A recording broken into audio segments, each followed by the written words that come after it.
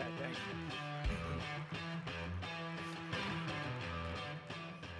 Good afternoon, Salt Lake City. How you doing? It's my pleasure to be here today to be able to talk about the StubHub business, talk a little bit about what we call the experience economy and how we're leveraging data and technology in this exciting world of media, sports, and entertainment. Hopefully there's not a lot of people out here that are like that guy just ordering pizza in a microwave, that you're out there experiencing life. And that's what I want to talk about today. I have the privilege of running an amazing brand in the consumer internet space. And when I think about what our purpose is as a company, our purpose is to try and connect you and to connect our customers to inspiring event experiences. And those event experiences that people interact with today are in sports, they're in concerts, they're in performing arts, and it is a global business. And people today want to have deep, meaningful experiences as part of their lives. And we think this purpose is a big opportunity. And as you think about the live experience economy, what are you willing to trade off to actually have a live experience over a good or a possession? We did this survey at the end of last year that was kind of funny, but it represents what we think is the opportunity, and that is, would you give up all of your social media for a month to actually see your favorite team play live? Are you one of those people that wouldn't shower for a month to be able to see your favorite artist perform? It's pretty interesting what people will do to actually attend and what they will pay to go to some of the amazing experiences that are happening out there in the world today. I have a big part of my team that's in China, and I was in Shanghai earlier last year. And there is a famous story in China about a teacher that resigned. And this is actually the resignation letter of that teacher. And that teacher resigned and said, "The world is so big, I want to go take a look. I want to go out and experience life and experience the world." That's the way I want to resign from my position, to be able to say, I'm leaving, I'm going out, and I'm seeing the world. But this notion of connecting to live experiences is a global opportunity. And as I look at the event landscape that we would define here in the U.S. as a sporting team going to see Hamilton in concert or in a theater, it's defined differently in other places around the world. This is actually an avatar, Hatsune Miku. And in Japan and in China, this artist, an avatar, sells out in arenas. And thousands of people go and to see this artist perform in a virtual show. And so as a company that is in the business of live experiences and is in the business of connecting people through technology to these types of experiences, we have to actually know where the world of live experiences is going. And how is it that we go about doing this? The business that I came and joined a couple of years ago is largely a U.S. business. And in the last year, we've sought to expand ourselves tremendously. And as we think about, and as I think about our vision as a company, we have to be a global company, and we have to dominate in the places where we operate. We have to be on every device that you're on every platform that you interact with in unique ways. We've got to think about how we partner with the industry, with teams and leagues and content right holders in different places. And as a leader, as an organization, we have to have a culture that engages our employees and that our employees are super engaged in what they do every day. For us, the business is truly global. We're now in 47 different countries around the world. We are a multi-billion-dollar platform, and we're one of the largest consumer platforms in the world, and we happen to be in the live entertainment space. So we have a global reach for our business. But today, what gets me super excited about where I see the world going is somewhat of what I experienced over the holidays. And over the holidays, I gave one of my sons this little toy called Cosmo. It's a small little robot. You look into it, it recognizes your face, says your name, you play games with it. We brought in Alexa into our home, and my kids are now speaking into the air, getting things they want, not yet ordering dollhouses without our knowledge, but the way we're interacting with technology is changing so dramatically right in front of us. And so for us in the technology world, we have to be aware that these dynamics of consumer behavior and consumer commerce are changing by the way and the vehicles and the mechanisms by which we access content. We're, of course, in the business of sports, music, theater, memories, and experiences. And I think for us, we're at this really interesting intersection between these amazing experiences that people want to go to, and how is it that we access those experiences through technology? And how do we engage technology and use the experience that comes through technology to get people to go to these inspiring event experiences? And so when I think of big themes that impact our business in consumer e-commerce, I think about 4 big global trends. In AI, which all the world is talking about, the world leaders are talking about it this week at the World Economic Forum in Davos, about AI displacing the worker. We think about AI from a data perspective, which is what can we do with the data that we have and the experience that we have to be able to provide a natural way to interact with our technology and our platform.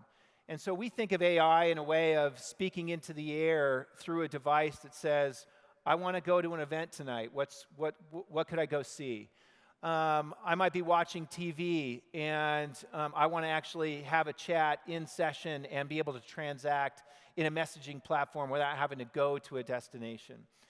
VR is a big opportunity for us. Earlier last year, we introduced for the first time in our industry the opportunity in the transaction flow to actually see the view of the seat that you were thinking about purchasing.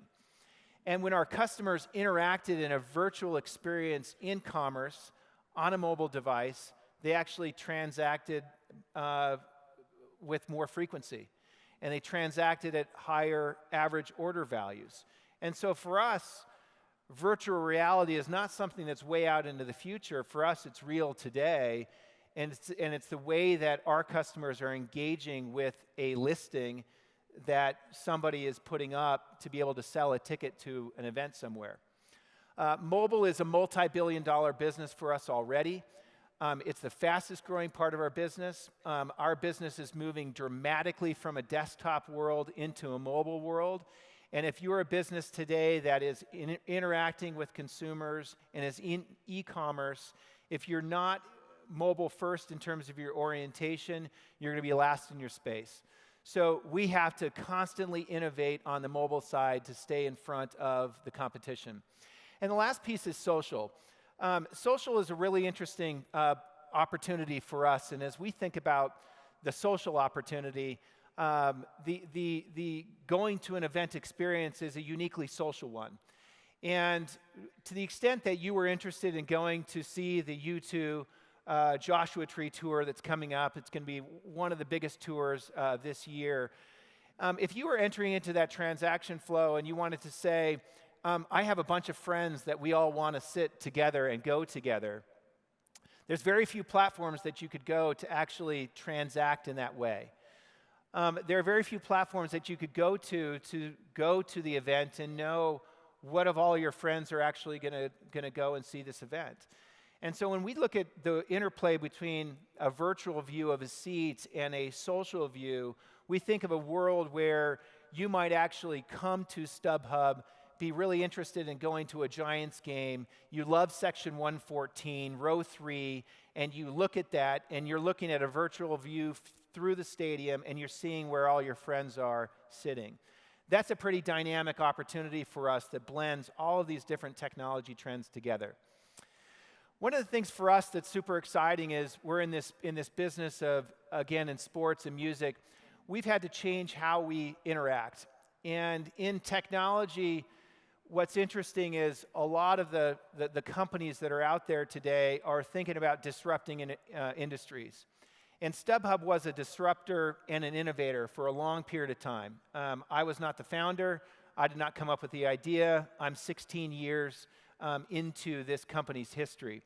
But this is a company that started up by disrupting an industry, innovating in a consumer experience, and then all of a sudden becoming so large and becoming such an important part of the industry, we had to actually change. And the way we actually change is by actually partnering with the industry.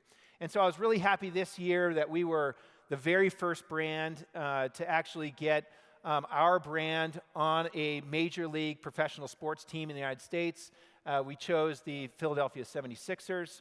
And we were super excited to be able to have our brand that will then be present very close to the emotive experience of watching a player for an amazing experience that people are going to go to. We're excited to have our brand there.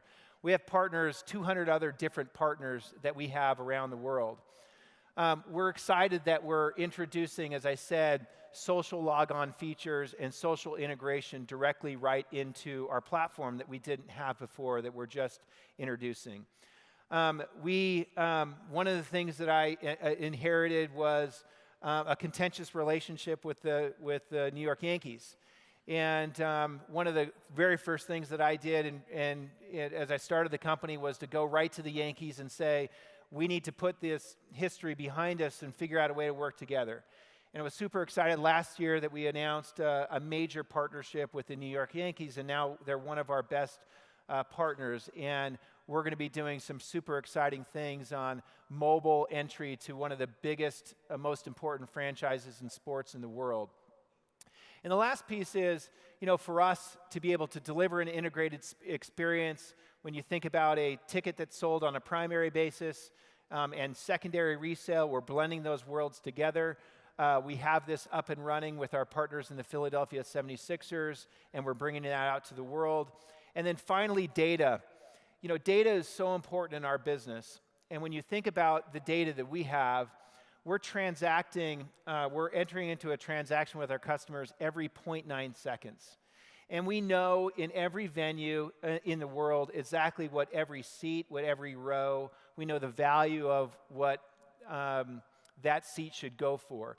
And so we're leveraging that data and giving our consumers, our sellers, insight into what they should be listing a ticket for on our platform. It's transformative at scale, and it's an example of how you can take data, leverage it into a consumer experience, and have big impact on business. The last thing is for me as a leader, and it's super important for me is I had a great conversation with one of the venture capitalists who's here presenting at this conference last night on the plane out here, and we were talking about what it takes to run a company. And the amount of time that I spend as the leader of this company building culture, and the importance of culture in an organization can never be underestimated. And so while we can create all this great technology, be great partners in the space, in our space, if we don't create a company that has enduring value, where our companies know our purpose, our vision, and where we're going, it's really difficult to be able to accomplish much with a company at scale. And so for all of you that are at various points in your career and you're working at a company, or you're thinking about starting a company, or you have a big idea, don't lose sight of the fact that you've got to be really focused as an individual, as a leader, on the culture that you're going to create for the company that you might start or the company that you're a part of. The last thing is, Salt Lake. I'm part of the eBay leadership team running StubHub. We have 1,500 employees that are here right in Salt Lake. We're one of the largest employers in the area. We're super excited about what we see happening in terms of the technology development, the opportunities to partner with companies that are doing amazing things here. But we're actually investing in and growing our presence here. Why? This is a tremendous place to find talent. This conference is great representation of the types of opportunities for the talent of the people that are here, that are being educated here, and that are deciding to start their businesses and their lives here. I'll talk to Aaron a little bit, and we talked, backstage. When I graduated from BYU in the early '90s, there weren't the types of opportunities that there are now for me to start my career here like there is today. And in fact, the amount of money that's pouring into this, into this community is amazing. And I think we have a tremendous opportunity here to be able to create companies that have long, enduring value, and to create companies that will be the employers of the future. And we hope to be a part of that with my company and the investment that we're making here in this community. So that is what I really wanted to leave with you, as a little bit of some brief introductory remarks about what I do at StubHub. And now we're going to open it up to a little bit of a fireside chat. So I'm going to welcome Aaron back onto the stage. Awesome. That was great, man. Thank you so much. So, Scott, I mean, there's so many different places we could go with this conversation, but I'd love to just start with, your personal connection to Utah, like your experience here outside of StubHub. Yeah. Just talk to us a little bit about that. What was your experience like here at BYU, and your connection with some of the people with this event? It's interesting. I mean, in my career, and I've had four different phases of my career, but a lot of the companies that went public here in the state of Utah, I've been involved in, or was involved in taking them public over the last number of years. Was involved in the Vivint Solar IPO and the Fusion IPO, the Fusion IPO, and I've worked with a lot of the entrepreneurs in this area professionally for a long time. Going back for a number of years, and it's been amazing to see just the progression of the Salt Lake community, the Utah community. It's at its greatest point right now. I mean, it's unbelievable as to what's happening here, and it's unique as well, because if you look at other communities, you take Seattle, you take Austin, you take Boston, even what's happening in New York. You look at the companies that are here. I mean, you obviously run one of them. I mean, these are some of the biggest, most exciting companies that are happening in all of technology, and they're happening in Salt Lake. And I really do think it's this confluence of a great place to work, tremendous talent in people, and people that want to set up and build big businesses here. And so it's interesting coming back here at various times to be able to see and witness it. But I feel like I've been a small part of seeing that development over the last 20 years. Yeah, so you were at BYU. Yes. So, the BYU sign says, enter to learn, go forth to serve. So you've been out there outside of Utah, taking some of the Utah mojo to the rest of the world. Yeah. What's that like living in the Bay Area now, and you've also lived in New York, and kind of looking back here? I mean, you just described some of those observations, but does it feel like that to other people, do you think, that are looking at Utah? What in your social circles there, what does Utah look like to them? Yeah, no question. I mean, step outside of technology, coming from the world of financial services, I think Goldman Sachs has more operations here than in any other place in the world. Yeah, a lot of JP Morgan here, a lot of the credit card processing companies here. Obviously, technology companies have huge presence here. So that's very, very different. That's something that didn't exist 20 years ago. As a New Yorker, where I lived in New York, when I graduated from BYU, I had a job opportunity to go into consulting in New York, and I didn't take that job because I felt like I was the only person that was going to be in New York at that time, graduating from BYU and going there. I couldn't even imagine doing that, and I was part of a group of people in financial services over a number of years that did recruiting trips for schools, and particularly in BYU, that was coming to New York. And I think the last year that I was involved, we had 150 students from BYU that took their first job in Manhattan. Wow. And that was amazing. So I think Utah is on the map in terms of employers that are looking to establish presence here physically. And I think the recruiting opportunities, given the talent that's coming out of the area, are, again, probably the best position that we've been in.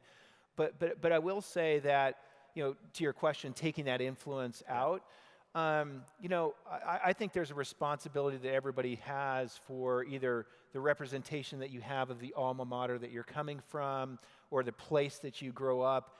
Every place that I feel as though I've been, even though I'm not waving around a BYU flag, at some level, I do represent that school, because that was where I went to school. And I always felt as though if I failed at where I was at, that it was sort of a bad reflection on everybody else that might want to follow, that was trying to do the same thing I was going to do. And I think that's changing as well. So I've tried to do that every step along my career. That's awesome. To be the best at where I was going to be. Awesome, man. Well, you mentioned to me earlier that you actually know Cascade. Sure. Who's sure. coming? He's going to be here tomorrow with us. Yeah. What was that intersection like for you? He's a obviously world-class, unbelievable talent, to me, Ryan's story, Cascade's story, is just somebody who's incredibly committed and passionate to their art and their craft, and given the right set of opportunities and an amazing talent, he's at the top of the world in his area.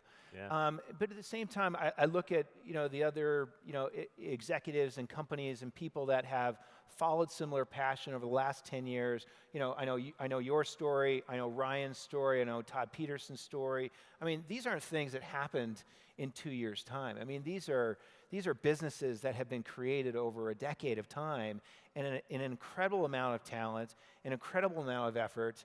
And now the fruits of that are coming to bear, but it wasn't overnight. Right. I mean, it's a decade of work, and so I've seen that in an individual that represents that in the entertainment world, but I see it in the likes of you and other executives that are doing amazing things here. Cool, awesome, man. So I want to go to the cross section of your experience at the New York Stock Exchange with StubHub. So. Yeah. I was thinking about this. I'm like, okay, so the stock exchange is a marketplace for buying and selling companies. Right. And StubHub is a marketplace for buying and selling, tickets, experiences to events. And talk to me a little bit about how that experience built into this one for you. Yeah, so it's an interesting question.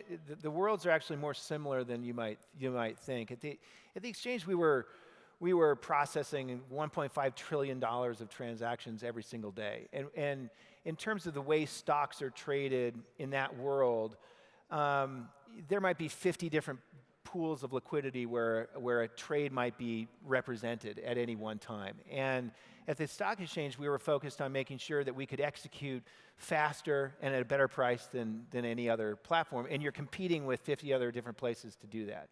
StubHub was actually no different when I came there, but it was just at a different scale. So at one point in time, StubHub was really the only place where you could do this thing. And the world now is there's lots of different places that you can do that. And so when I came there, I viewed the world through a multi-channel environment, and I viewed the world where your ability to execute a trade or a listing was highly dependent on pricing and data. And if you were not the best price out there in the marketplace, you simply didn't win. And so we made some changes on our platform just in terms of how we displayed the first price that customers would see that ultimately translated in 1 year to almost $1 billion in additional sales. Wow. With one change in the platform.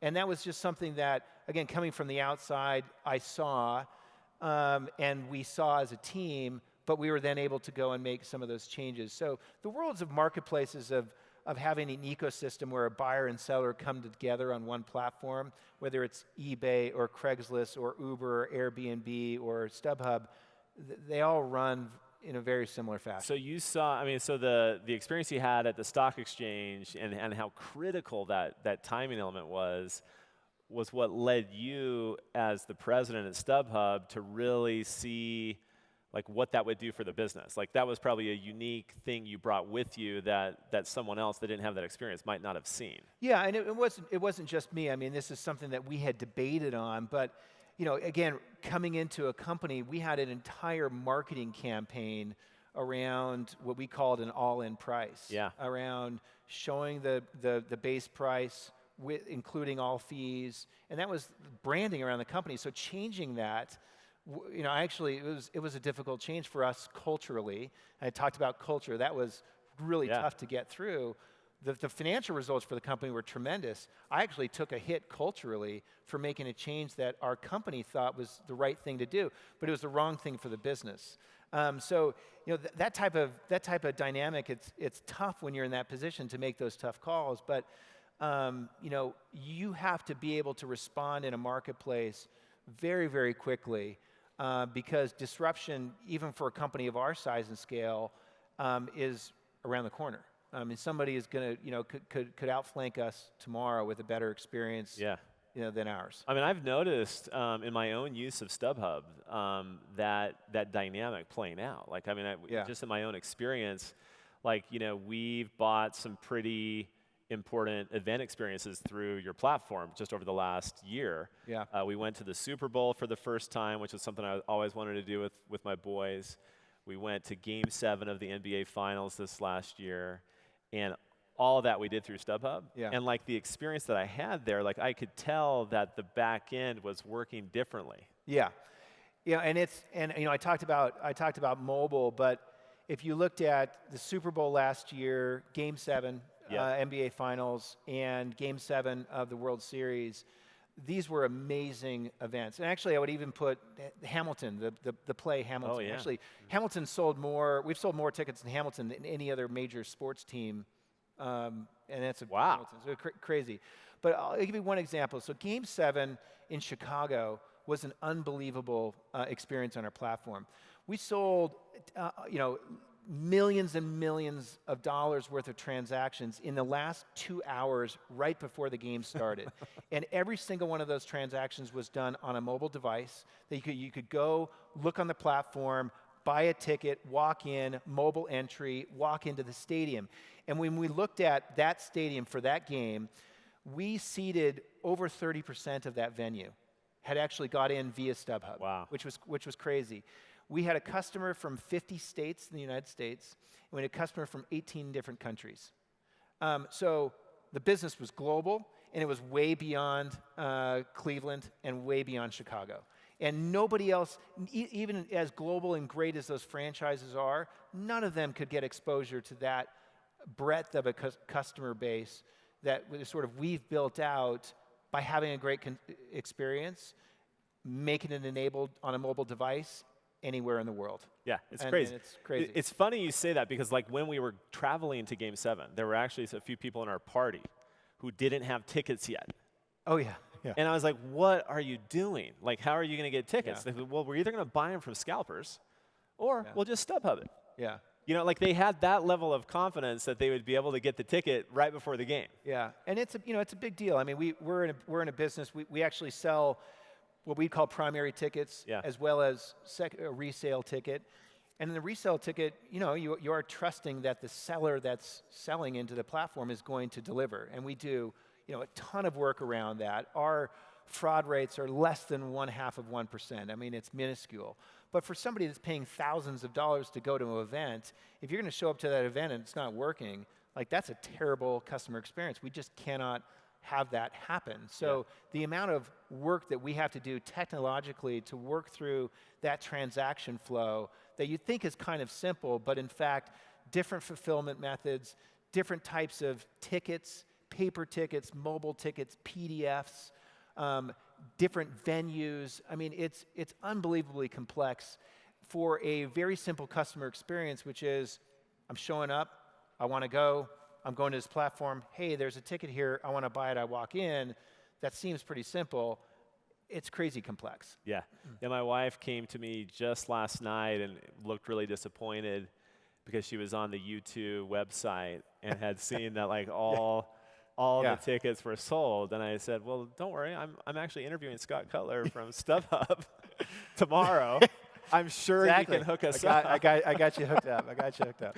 Yeah. So talk to me more about, so what else do you want to tell us about the role of data? Like, it sounds like that's really been critical for you. Well, two things. I mean, that's an important, that's an important technological distinction because, in this, in this space, the consumer expectation is very similar to a movie now, which is, hey, there's a BYU basketball game tonight. I want to go, and I'm going to go on a platform. I'm going to buy a ticket, and I can go. Or I want to go to the U2 concert, and it happens to be tonight in a couple of hours. I want to be able to go. We're dealing with the world that, hey, by the way, the U2 concert tour, if you didn't buy your tickets on sale at 10 o'clock on Tuesday, they're gone. They're gone. Yeah. Right? So, but today's consumer doesn't even think about going to U2 now. They're thinking about it the week of the concert. In fact, 30% of our sales are within the last day of the event. So, in answer to your question, the way data plays into that is, we're dealing with an asset of a ticket that goes eventually to zero to event time, effectively. And we're trying to make sure that we don't want everybody to buy right at zero. We want to optimize along this curve. And that curve is optimized along your wife's behavior, which would say, hey, I want to make sure that we're going to that event, so get those in advance. And you're probably going to pay a little bit more for that security and knowing exactly where you're going to sit. And then there's a lot of individuals that say, you know what, I'm going to get the very best value. I'm going to wait until it's the lowest price, and I'm going to be able to do that. But the data involved in helping you make that decision is something that we hadn't unlocked before. And so we actually want to be able to unlock the view into where is the market price at any point in time. And if you're a seller into that market, because we have actually people that will wait to sell at certain points of time, we want to be able to use the data that we have on every single ticket and reference that data across the event, the lineup, the section, the row, and tell you what price you should list that ticket for and make sure that it sells. We couldn't do that without a massive amount of plowing through data and then servicing up that data in a way that is actionable right there in the platform, the experience. And we couldn't do it, quite frankly, without that type of technology. How many data scientists do you have? We have a massive team of data scientists. We have literally billions of lines of data that we pour through on just pricing data. And it's a key differentiator for us. Yeah. And I think the future of our business is how is it that we could manage big chunks of inventory for those that have big inventory positions, and it might be for a team, it might be for a league, it might be for an artist, and say, okay, if I sold this ticket for 150 here and people are willing to pay $1,000 for it, why would I sell it at 150? Maybe I need to optimize somewhere along that, along that curve. So tech for you, and especially this data, advantage that you have is key to your strategy. Do you see that as a competitive differentiator? Like, would you say your tech organization is like more developed than your competition? 100%, actually. Our consumer experience is better than almost everybody else. Since we are such a massive part, having disrupted the industry, we're part of an $8 billion category now in this space. But the point is, at a certain amount of scale, a certain size of scale, you can leverage that data in really unique ways. Yeah. So if you were starting up in this space, you wouldn't have the data. Right. But we're literally transacting every 0.9 seconds.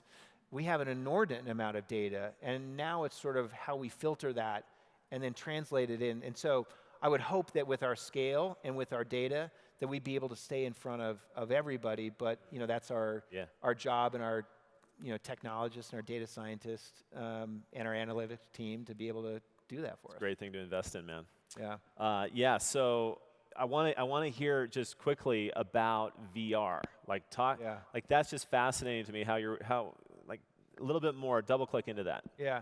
So the VR was kind of an idea that we had at the beginning of last year, where we were seeing all the different things that people were experiencing. We're we were down at Oculus and looking at this experience, and then we said, well, what would it be like if actually in our transaction, because we'd had a kind of static seat view, what would it happen if we just turned it on and provided Google Glasses or in an experience, or actually maybe even your mobile phone, and you could actually just look up and down and through that. And so we tried it out. And then as any e-commerce company, we tested and learned. We had A/B tests galore on what we thought tested the best. And we found an experience that when you went through the flow and you went to the section, and then you had a little icon that said, I want to look at where I'm going to be sitting. When people went through that flow, then they transacted at higher rates, and it was like, oh, wow, this VR thing for us is real. I mean, it's a big part of our business now. Wow. It's not just a side experiment. It's now literally into the transaction flow. Yeah.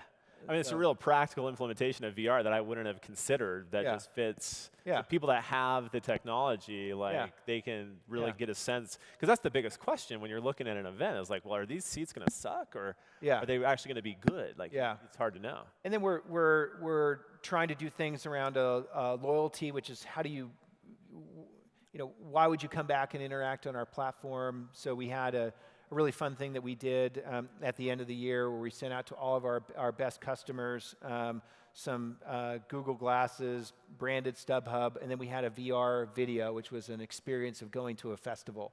And if you sort of walked through that transaction, we're trying to cue up our customers that experiencing something live could actually be something different. It could be an e-game, it could be an avatar, it might be at some level into the virtual experience. I mean, if you go to a concert today, it's crazy how many people are there live and staring at a small screen. Like, look up, stupid, it's live right in front of you. But that's the world, and so we have to delicately play between this world of virtual and live. And we do that through the technology experience. Awesome. So we're out of time, but I want you to give the audience your final pieces of wisdom, advice to the entrepreneurs, tech professionals out here in Utah. What would you say to them? It's where I started. I think this is a unique point in time for this area. And I would always tell the students that would come back to New York trying to get that first job is simply do the absolute best that you possibly can give in the current place where you're at. And that, to me, is the secret of success, being really present where you are and being conscious of where you are and doing your best in that moment. All sorts of different opportunities are going to come about in the future. You never know what they're going to be.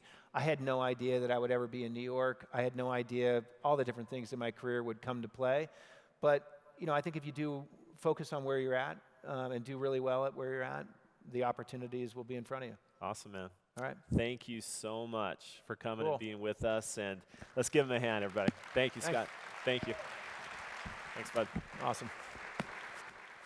All right.